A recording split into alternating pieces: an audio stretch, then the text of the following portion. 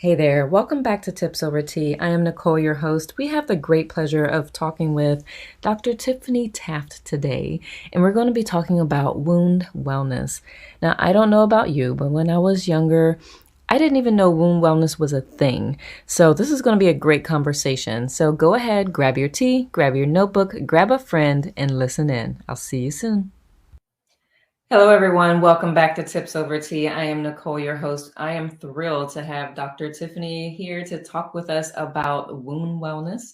So thank you for joining us today, Dr. Tiffany. I'm so excited to talk to you. Thank you so much for having me. I'm excited to be here. Yes. I will say, and this is kind of like what we were saying before we even started, that wound wellness is not talked about enough. Especially, I love that you talk about it throughout our lifespan, right? Like kids, we start our menstruals early and we're just like led to figure it out. Usually, Yeah. sometimes it's not really a topic of conversation in families, at least not that with my experience. So first off, what led you to start to specialize in that wonderful, wonderful, beautiful area? Yeah, I think like most things they say, follow your heart and your passion, right? And it doesn't feel like work at all. And I think for me, it truly has been an evolution of getting comfortable with my own body. But because of some of the challenges I've had around my own wound wellness, it led me to want to learn more, want to do more, want to start and open up conversations and sacred spaces for people to talk about different things that they've been experiencing. For me, I started out my wellness practice doing massage therapy, and I'm now, almost 22 years in, and have, added on things like yoni steaming as a part of my service offerings.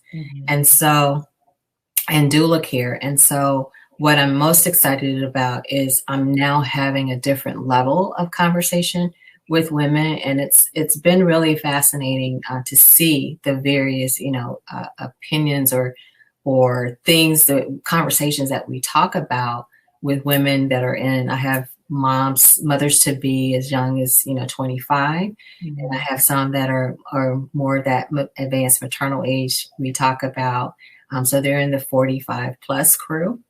And then I have some that are perimenopausal or menopausal. And so those conversations are very different. But one thing that resonates with me with every woman is they all have said, I didn't know that. And what is that one thing that, what kind of conversation did you have with your mom, right?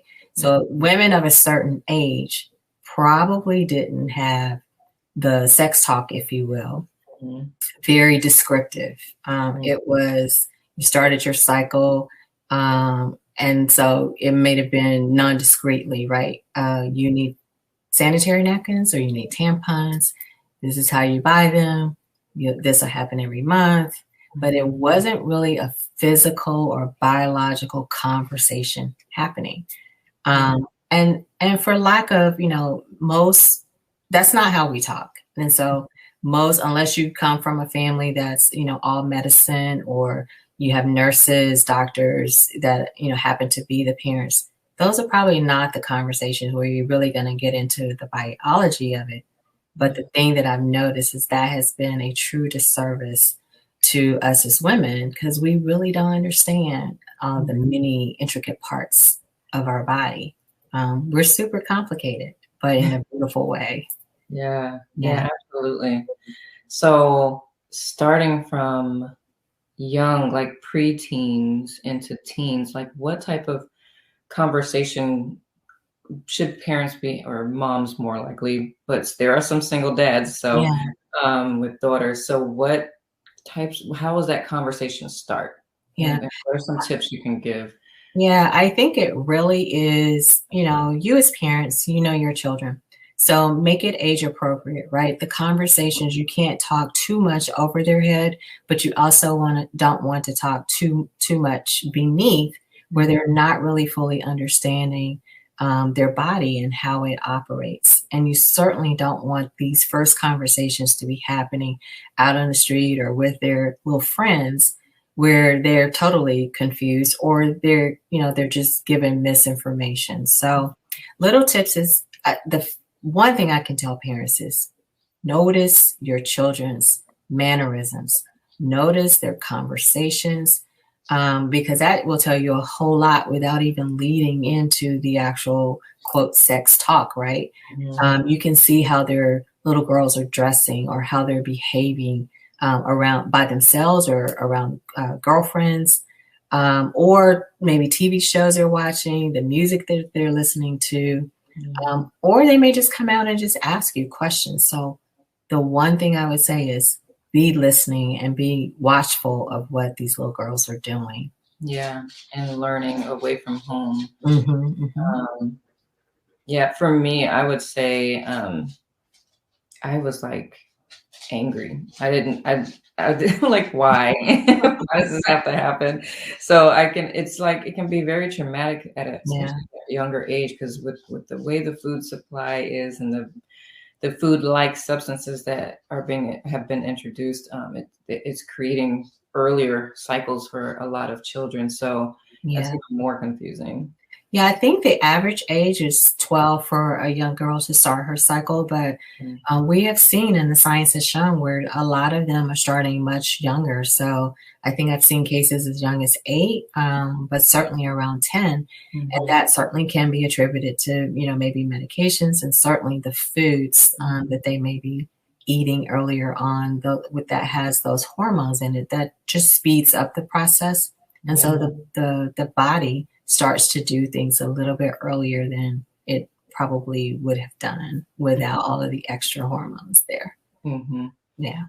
So that's something to be cognizant of if you're still a young mom, or before you have your munchkins, but if you have them already, like you said, be watchful. So I appreciate that. And so then we move into next phase of life, like thinking about having children, or what else? You were saying something earlier. So let's go with thinking about having children and preparing for children. Like, what type of wound wellness needs to be considered around that time? Yeah. So I like to put them in what I call three different buckets. And it's, probably these are things that your audience has heard. So it's preconception, conception, and beyond. So the preconception, and I like to say, this is whether you're planning to have biologically, so get pregnant. This is whether you're planning to get pregnant or not. Every female should be doing something in that preconception stage that honors her body holistically, specifically your womb health, because again, so many things are changing very rapidly in those growth stages. So we talk about if the young girl starts her cycle 8, 10, 12 years old, the types of conversations that you need to have, and letting her know that this is a normal biological process, right? All girls, or most girls, will go through this process unless, of course, there's something medically that needs to be addressed as to why the cycle hasn't started. That could be a myriad of reasons. It doesn't have to be anything wrong. It could be delayed. It could be a cyst. It could be she's athletic, and so there's a delay there because she is an athlete. So no need to, be freaking out if the cycle doesn't start by 8, 10, or 12. But certainly you're wanting to make sure that she's getting the proper care and checkups at those checkpoints as an adolescent. Then you move into the teen years, where, of course, by that point, most young girls have started the cycle and they're fully in the flow of the monthly visitor, or the monthly cycle, and being comfortable with what that means and the preparation and all. Again, creating a ritual and a ceremony. This should start young, right? We should feel special about that time. Not look at it as an inconvenience, because there will be days when you're like, oh my God, where's my cycle? Or on the other hand, oh my God, the cycle again, right? And a part of that is the emotion. So we can be happy about it, or we can be frustrated about it. Then we get into young adulthood. That preconception stage, typically early 20s, 35, when most people are deciding to have their families. And so we want to make sure that the womb is free of disease, or if there has been disease, that you've been checked and that you are doing the appropriate things to make sure that there's not going to be any reason why, if you desire to get pregnant, that you won't be able to get pregnant, that the damage hasn't been done, or that there isn't something genetic going on that needs to be addressed. So you're eating healthy, you're getting rest, you're exercising. The same things you hear across the board for everything else in life that we do. You must have rest. You must eat well, nutrition, balanced meals. And you got to move. You cannot be stagnant. That is throughout life, right? We tend to do really well with that in adolescence, but the older we get, we tend to slow down, unless, again, you happen to be that athlete, or just that, very high functioning person that, is always doing, very active. Yeah. Past the 35. So let's assume you've managed to get pregnant. You have a healthy pregnancy, uneventful in terms of any medical issues. You still got to get your rest. You still got to move, and you still got to eat right for you and for the baby you now have on board. And your caloric intake is going to be way higher than if it was just you. The body just demands that, right? That's not saying that you eat everything in sight and say, oh, I can do that because I'm pregnant. But you definitely nutritionally require more calories. Then on the other side of all of that, so postpartum and beyond, again, those same three: moving, nutrition, and rest. But the older that we get, our nutritional needs change in terms of the vitamins and supplements that we may need to take, right? So everyone is different, but there are some basics. Vitamin D, vitamin E, folate, and our B vitamins are critical. Things that build our bones as we continue to age, which is why movement is important. Because if we're not moving, those bones don't continue to be strong. Yeah. Okay. So how does all that affect the womb itself? I know it prepares the body, but what impact does proper nutrition and rest and everything have on the womb itself? Yeah. So if you think about us taking in breath, so when you inhale and you exhale, that's literally breath, right? That keeps us alive. You think about that being oxygen to the body. So the food is the oxygen to the body. The breath is oxygen to the body, but also to the womb. It's circulation and blood flow to that space. So I have, older clients that will say, well, I've had a hysterectomy, so I know I'm not getting pregnant anymore. I don't have a cycle anymore. But they may, now have hot flashes or some other coming of age experience happening. And so I still say that space in which the womb is literally the uterus, and the uterus is literally where the baby lies, grows and develops and is born from. That is its only purpose. Okay. This is where knowing our body parts and their functions and why they're important is important. We need to give life and breathe life into that space, whether we are planning to have children, birth children from that space or not. What do I mean by that? So if for some reason medically you're unable to birth a child from that space, you still have purpose. You can birth purpose and birth dreams. Your desires come from that space. Our emotions are held in that space. So if you are eating unhealthy or you have unhealthy thoughts, though that is not in an environment conducive of producing life, right? Mm-hmm. Life in the sense of a baby, or life in the sense of birthing whatever your dream or your purpose was. Mm-hmm. So being connected to our bodies and ourselves, and having a true appreciation for the simple things, the automatic things that this body does for us. The breath, if we had to think about it, some of us would be dead. So thank God that the body automatically does that for us. Yeah. Yeah. Yeah, and I can't even imagine if we didn't automatically have a cycle every day we didn't conceive, like what kind of mess would be there, right? I love that you brought up that that's a place for life, even if it's not a human life, because that's the sacral chakra in that area. Yes. Yes. It's So, still energy, very much energy. So, and we as women, so men have wombs too, right? They just don't hold, or what is it?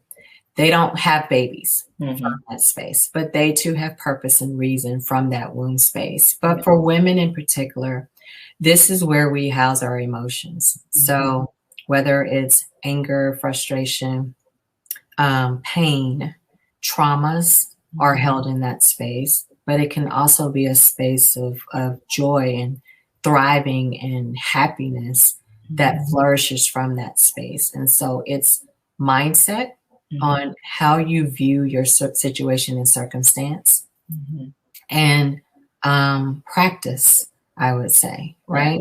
Every day is not perfect, and I'm not saying we're always going to be, on the high. Life happens. And so having the tools to know how to address whatever emotion you happen to be sitting in is very important. But connecting with your body and knowing your body, understanding how your body works, is very important. Yeah, I can imagine. Because then if something is different, it kind of gives you a sense of, okay, I know this is my body. There's something different. Like you can present to your doctor and talk intelligently, or give them some information, because they're not seeing you 24/7 like you are. Yeah. So it could reduce some of the stress, which of course stress will exacerbate whatever it is. So I noticed for me personally, when it was just an article that I read that I found to be very beautiful, because it talked about how women used to get together around that time and they would celebrate what their body was doing. Because nowadays it's like how it is addressed like it's an inconvenience, and you want to get rid of it. You got all that. So that article just gave me even more of an appreciation for for our bodies, and the fact that it knows what to do. It knows, like automatically, and I love that. And one thing that came to mind when I read that was, if you don't like your menstrual, if you don't like that, you're literally not liking a part of who you are, right? And you can imagine the disconnect that you have, like just internally, when you don't like a part of yourself. I mean, that happens if you don't like, physical features that you can see, but even on a deeper level, like if you don't like that part of your body, it creates this sense of just uncertainty, unbelonging. It's just a deep sense of unconnectedness. And so really, really connecting with yourself is huge. Yeah, I often give my clients just a simple activity. If you've never stood in front of a mirror completely naked So weird. and looked at yourself, do that. And you'd be amazed at how many people like, oh, really? Yeah, do that. Now, don't just like go through the mechanics of taking of the shower. Like, take the time. Touch the parts, know the parts, because if something, like you were saying, if you go to a doctor's visit and something's not quite right, you'll be able to fully explain to them, helping them to get to, whatever diagnosis or situation that's going to better help, figure out what's going on with you. But just in the general everyday, for, the woman that there's really physically not anything wrong, maybe it's something emotional. They've been told they're not pretty, or they're too fat, or they're too skinny, or too dark, too light, whatever it is. Yeah. Beauty is literally skin deep Mm-hmm. and is in the eye of the beholder, right? So everyone has to be comfortable in their own skin. Mm-hmm. And you radiate your beauty from the inside out. But if you're uncomfortable with how you physically look in that mirror, what is that really coming from? And so I challenge my clients to ask themselves, why am I so uncomfortable with, you know, how the breasts look, or how my shoulders look, or how my arms look? And just work your way down the body. Yeah. And spend some time, whatever, you know, for a lot of us, it's that midsection. Mm-hmm. Life happens. Part of it is diet, other is hormones, Mm-hmm. lack of exercise, whatever it is. Or it could be something surgical. Yeah. But love every fold, every roll, every dimple, whatever it is. Love all of that about you. Mm-hmm. Because nobody is going to love you more than you can love yourself. Exactly. And that's really where it starts. Like, you got to pour into you. And I think if people do more of that self-love and that pouring into them before they're, you know, giving of themselves constantly to others, Mm-hmm. you have more to give from, right? You're not giving from the empty, you're giving from your overflow. Yeah. And you're giving from a sense of, I'm not looking for validation. I'm giving because I really, like you said, I have it to give. Yeah. Yeah. Mm-hmm. So when you're able to give from overflow, like, you're not seeking that validation, and you don't feel empty every time someone doesn't receive what you're trying to give. You know what I mean? Like, Mm-hmm. it feels like a rejection if they tell you no, and it's really just potentially somebody just not needing whatever it is that you're offering at that time. But when you're empty, it feels like they just took even more from you. Mm-hmm. So Mm-hmm. I love that you brought that up. Yeah. I think the thing that really lights me up about women's health is, you know, so some of it is I come from my own lived experiences. Mm-hmm. But that doesn't mean I have lived every experience, right? So some women will say, well, you haven't had this, or this hasn't happened to you. I don't have to have had that thing happen to me, or have had that lived experience to be able to sit with you, to be able to listen, to hear you, and come from a place of empathy, right? Where I can literally understand without having had that experience. Mm-hmm. Not everybody can do that. Mm-hmm. And so I'm not bragging about it, but it is a gift, if you will. Yes. Yeah, it is. It's a gift that it's important when you find those people that are willing to listen to you, all of you, your whole story, without judgment, without trying to decision anything. Mm-hmm. And even if you are asking for help, it's the way in which the information is shared. And like I said, you know, at the start of the show, our bodies are very complicated as women. And so while we may be having one experience, something else completely unrelated to our womb health could be contributing to that imbalance in our womb wellness piece, right? And so we can't just do the bits and pieces, say, oh, I got to put a name on a thing, and it's that thing that I'm focused on. Yeah. You got to look at your entire life, right? Is it your family? Is there friends that you need to, you know, put some space in, you know, create those healthy boundaries? Mm-hmm. Is it a voice that you need to give to something? Do you need to speak something as opposed to holding it in? Mm-hmm. If it's a trauma, physical trauma or emotional trauma that you've experienced, not everybody's willing to share, certainly not sharing that, you know, openly, but maybe you journal that so that you get that out of the body. I will tell you, as a body worker, that every emotion is felt on a cellular level in this body. So whether you verbalize it or not, you've thought it, therefore it shows up in some way. And for us, again, if we're holding those emotions on some level, it may show up in our unhealthy womb space. Yeah. People don't tend to realize that emotions are energy. So get them moving out, however you get them out, because when they do get stuck, they create all kinds of havoc in the body. Especially if they're really, really painful emotions. And I know it sounds scary to let them out, but you just feel like a whole different person when you do. You feel so empowered. You're like, I survived. Absolutely. And that can be the ugly cry. That can be journaling. That can be sitting in silence. That can be screaming at the top of your lungs. Whatever that looks like for you, be okay with that, because it's a part of the process. And it does you no good to hold on to some of that stuff. And I'm not saying, something bad, happens today and then, automatically tomorrow you're supposed to be okay with it. Right now. Some people, it takes a while. It may be years before you fully wake up one day and you're like, oh, that thing is off of me. And you're okay and you can talk about it. That's okay. It takes as long as it takes.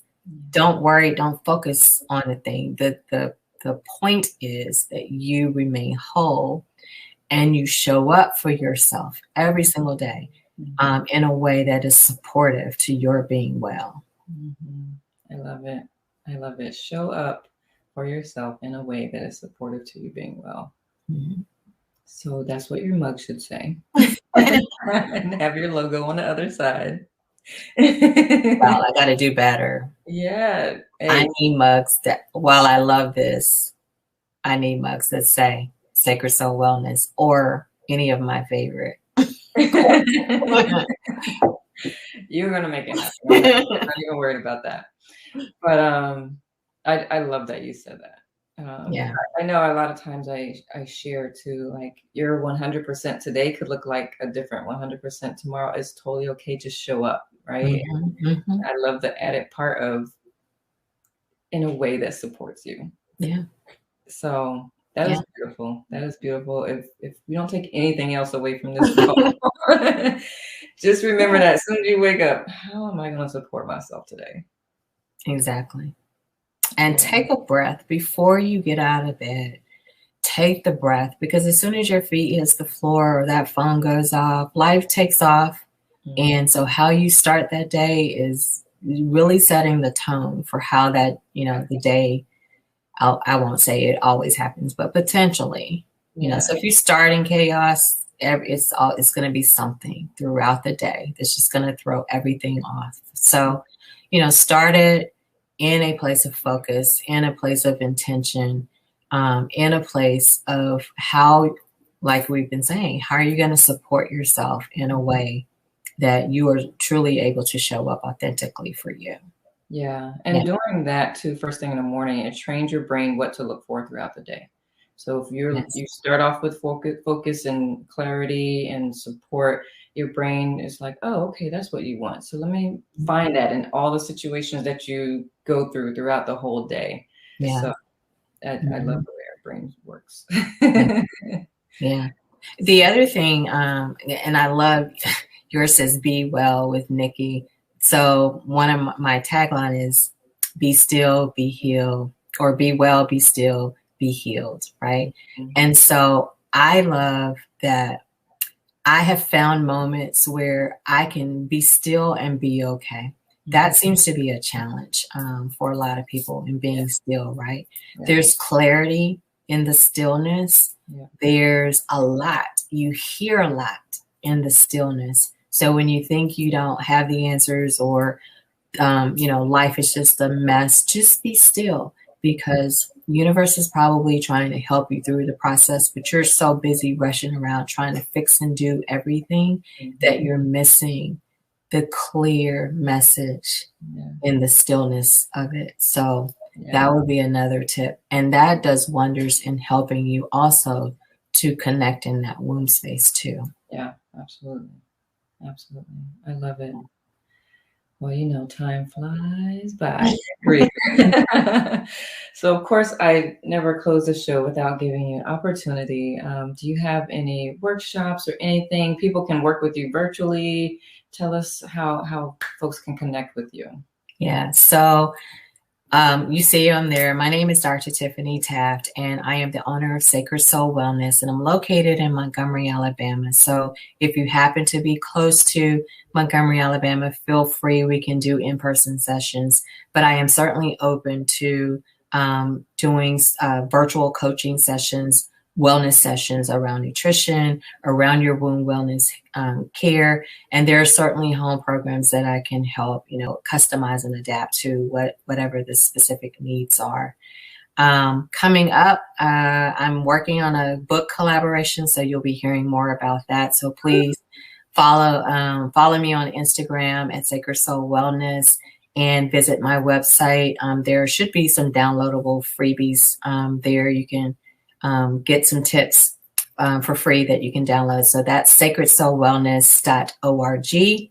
And you'll also start to hear about the promotion of my newest book that's coming up soon. So you'll want to be in the know because it's going to be amazing. I love it. And of course, if you missed writing that down, all of that will also be in the description below. So with that, then it has been another wonderful episode of Tips Over Tea. Dr. Tiffany, thank you so much for your wisdom and all of the tips that you shared. I really appreciate that. Yeah, thank you so much. And I hope, your listeners take at least one thing, if nothing else, be still. Do something just for you and do something that is supportive of you. Every day. Every day. Without guilt. Awesome. Thank you. Thank you so much. I really enjoyed this conversation. We could have talked even longer, but do that. So thanks again, everyone, for tuning in. Don't forget to like, subscribe if you're not already subscribed, share. There is someone who could use this information or need to connect with Dr. Tiffany. Please make sure you do that. Click the bell so you know every time we upload a new video and when we go live.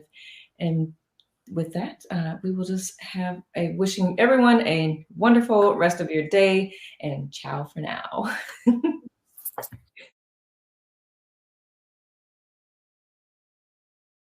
Thanks again for tuning in. Make sure you like, subscribe, and click the bell so you'll be notified anytime we upload a new video or go live.